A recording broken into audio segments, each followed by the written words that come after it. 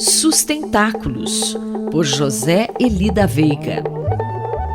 Professor José Eli da Veiga, bom dia. Fale-nos sobre os 50 anos da Utopia do Antropoceno.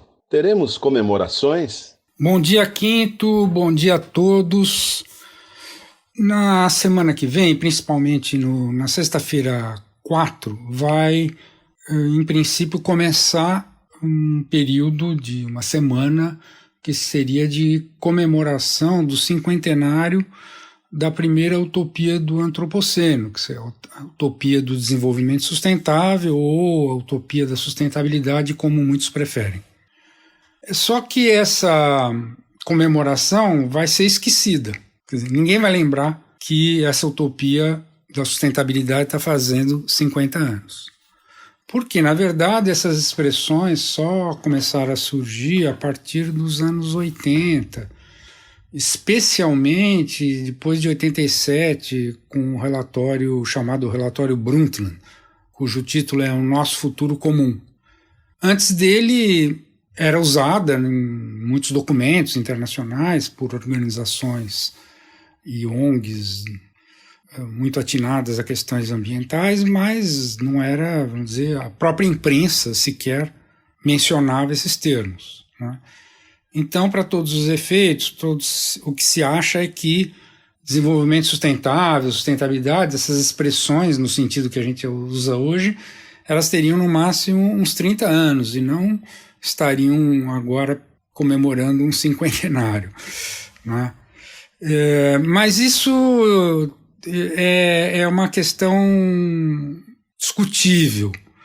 Na verdade, sim, tem 50 anos. Mas, professor, por quais motivos essa questão se torna discutível? Pois é, Quinto. Então, é que a inovação cognitiva, digamos assim, ela foi anterior à retórica ou discursiva.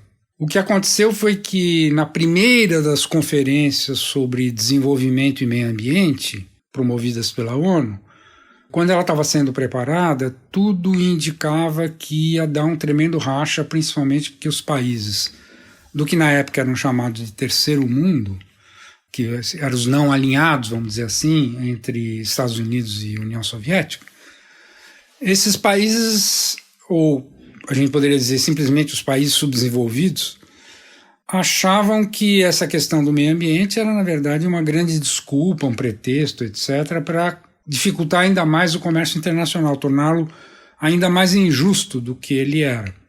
Então, houve uma operação muito bem arquitetada pelo coordenador da comissão, enfim, o líder da organização dessa conferência, que foi o Maurice Strong, que na época fez o seguinte: ele convidou um seleto número de economistas heterodoxos e botou eles reunidos ali num pequeno vilarejo milenar, mas pouco conhecido, na Suíça, chamado de Fugnes.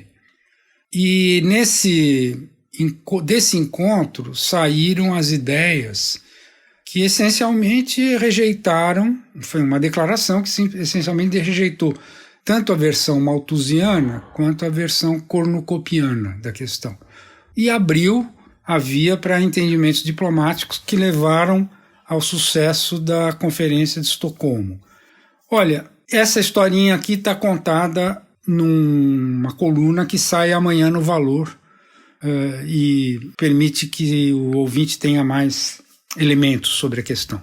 Muito obrigado e até a próxima. Mais informações sobre sustentabilidade estão disponíveis no site sustentáculos.pro.br e na página pessoal do colunista zeeli.pro.br. Eu, Antônio Carlos Quinto, conversei com o professor José Eli da Veiga para a Rádio USP. Sustentáculos, por José Eli da Veiga.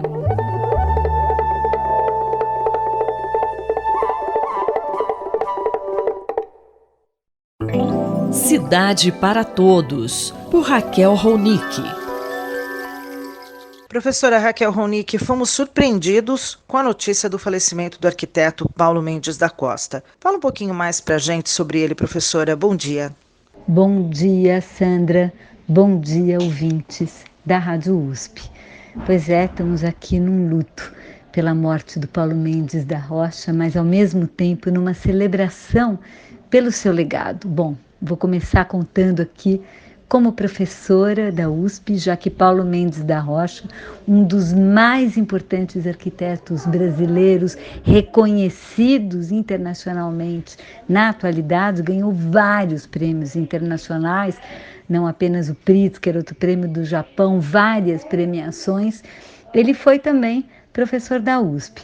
Ele foi professor da USP durante muitos anos, e infelizmente foi afastado, foi cassado, juntamente com outros professores, devido ao AI-5, em 1969, e só pôde voltar de novo para lá nos anos 80. Como professor, ele teve uma enorme influência.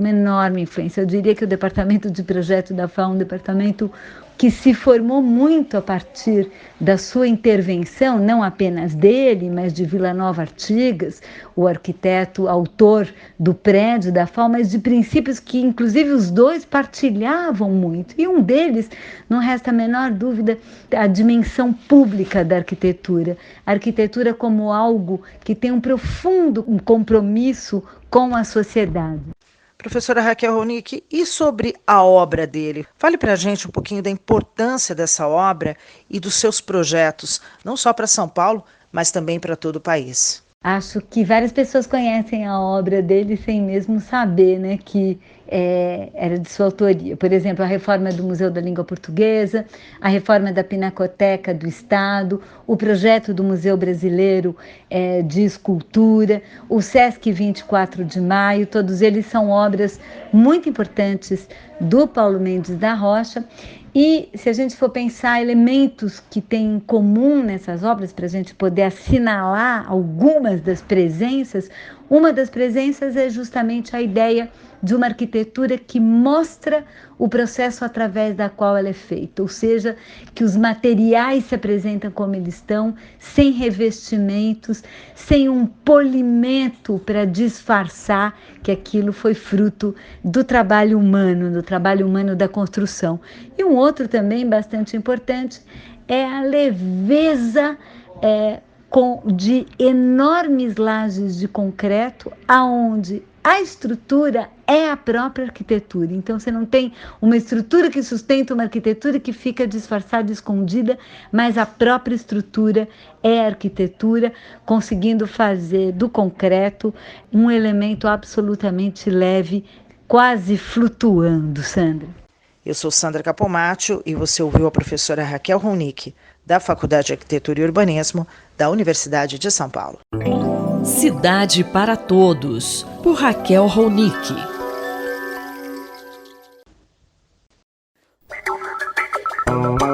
Espaço em Obra, por Guilherme Wisnik. Professor Guilherme Wisnik, hoje eu nem pergunto qual é o tema da sua coluna, porque não poderia ser outro, né?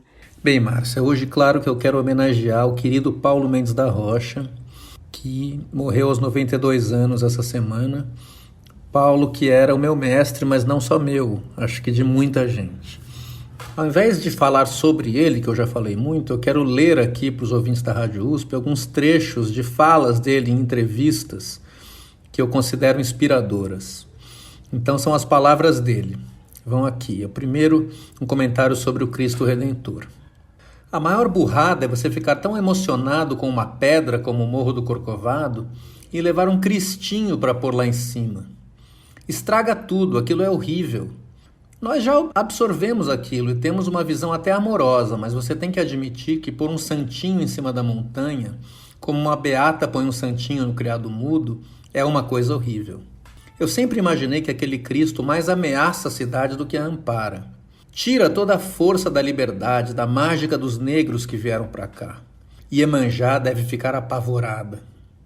Depois, um segundo trecho em que ele fala da questão do cheiro, porque quando ele é perguntado sobre a casa dele, que ele projetou no Butantã, onde as paredes dos quartos e dos banheiros não chegam até o teto. Então ele diz assim: você não pode ter uma visão de repúdio àquilo que te acontece todo dia, no caso, os cheiros. Todo plano erótico está ligado ao cheiro. É tolo você se impressionar com um perfume francês. Prefiro um cheiro de carnaval, o cangote de uma pessoa querida depois de dançar. Não é humano você pretender asepsia. Agora, há cheiros horríveis. Quando aparece o inverno, a burguesia abre o guarda-roupas e bota casacos de pele com pouco uso para exibir. Exala um cheiro de naftalina horrível, pior que qualquer traque. Depois, numa outra entrevista, ele é perguntado sobre a segurança e a violência urbana. E ele diz assim: não preciso ser assaltado para ser vítima de violência. Quem são esses seguranças que protegem as pessoas? Tenho medo de quem fabrica revólveres. Prefiro levar um tiro do que andar num carro blindado. A presunção de andar num carro desses é absurda. Tenho que blindar meu cérebro porque não quero ouvir certas coisas? E aí, quando você volta para casa, a casa é blindada, seu filho é blindado, sua mulher é blindada? Que besteira é essa? Por fim, numa outra entrevista, quando ele é perguntado se ele não é desesperançoso ou pessimista com o homem contemporâneo, ele dá uma resposta que eu acho que pode ser muito bela aqui para encerrar essa homenagem com as palavras dele mesmo. Então, sobre ser desesperançoso ou pessimista, ele responde: como posso ser? Nós somos o que quisermos ser. Eu tenho esperança, tenho otimismo. É a dimensão contida na força que a história já mostrou para nós, que é a força que existe na cultura popular. Nós não estamos prontos e não desejamos estar prontos. Contamos com esse eterno inacabamento. Você nasce e sabe que vai morrer. E por que você não fica desanimado? O que é essa animação? É essa certeza de que não nascemos para morrer, nascemos para começar. Cada um de nós começa tudo. Nós somos a totalidade do conhecimento. Toda a experiência e a história só existem nos que estão vivos ao mesmo tempo. Muito obrigado, querido Paulo Mendes da Rocha, por todos os ensinamentos e essa força de energia para o futuro que você sempre nos deixou. Este foi o professor Guilherme Wisnik que conversou comigo, Márcia Vanza. Espaço em Obra, por Guilherme Wisnik.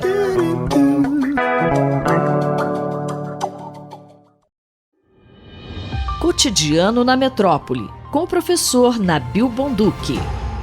Olá, professor Nabil. O assunto da coluna de hoje é o legado do arquiteto Paulo Mendes da Rocha. Pois é, nessa semana, no domingo, nós tivemos uma perda muito grande para a arquitetura, para o urbanismo, para a cultura de São Paulo e do Brasil, e por que não dizer do mundo, né? O nosso querido professor, arquiteto urbanista Paulo Mendes da Rocha nos deixou. E nos deixou também uma grande obra. Infelizmente, nós não teremos mais a sua presença física, a sua presença humana, tão importante para a cidade de São Paulo, mas fica na cidade de São Paulo um grande conjunto de obras, porque Paulo Mendes realmente foi um arquiteto paulistano, e paulista.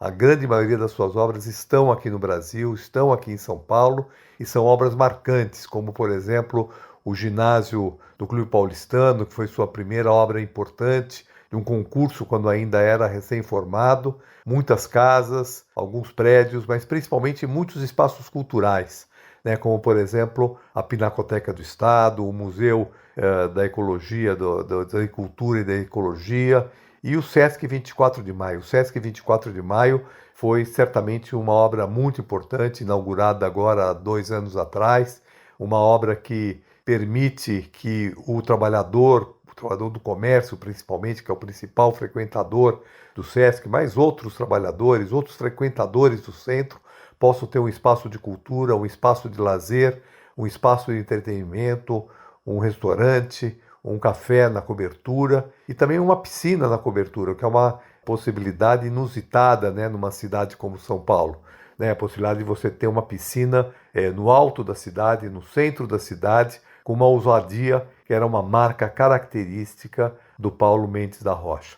E eu quero destacar também um projeto não realizado dele, muito polêmico, onde ele propunha uma cobertura sobre a Praça da República, onde se faria exatamente uma piscina, um espaço de lazer, uma espécie de praia paulistana.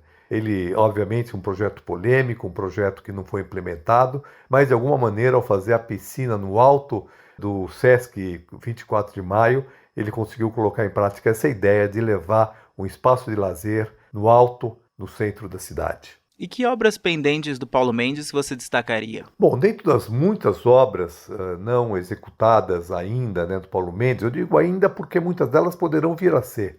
Tem uma que é particularmente importante para mim, porque foi uma obra que eu tive um papel importante como secretário de Cultura, de chamar ele para poder pensar essa questão e propor um projeto que foi a proposta de reformular a entrada do Parque de Ibirapuera. Na verdade, o Paulo Mendes havia recebido já uma autorização do Niemeyer, né, do Oscar Niemeyer, que foi o autor do projeto do Parque de Ibirapuera, para ser o único arquiteto que pudesse intervir naquele espaço. E ele, de verdade, apresentou uma proposta em conjunto com o Milton Braga, que é um arquiteto jovem que trabalhou com ele, porque ele também tinha essa característica importante, que era de chamar as pessoas que foram seus alunos, que foram seus discípulos, para trabalhar em conjunto com ele, em parceria nos projetos. Então, Milton Braga, junto com Paulo Mendes, desenvolveram esse projeto da entrada do Parque de Ibirapuera, que, na verdade, recupera o projeto do Niemeyer, fazendo com que aquele espaço entre a Oca e o auditório e o início da Marquise pudesse ganhar maior relevância, maior protagonismo. Era um projeto importante, retirava os automóveis daquele trecho do parque, aumentava a área permeável, tirava o asfalto e criava um acesso adequado para quem chegava de transporte coletivo, de táxi, que, portanto, chegava no Ibirapuera para aquilo que ele tem de maior potencial, que é poder andar a pé, poder usufruir a área de lazer, a área verde do Parque de Ibirapuera. Eu espero que esse projeto, que foi interrompido em 2017, ele possa ser concluído, possa ser implementado e que se possa dar a essa praça um nome, Praça Paulo Mendes da Rocha, um espaço de encontro entre os dois maiores arquitetos brasileiros, Oscar Niemeyer, que projetou o parque, e Paulo Mendes, que projetou a praça da entrada desse parque. Eu, Denis Pacheco, conversei com o professor Nabil Bonduki para a Rádio USP. Cotidiano na Metrópole, com o professor Nabil Bonduki.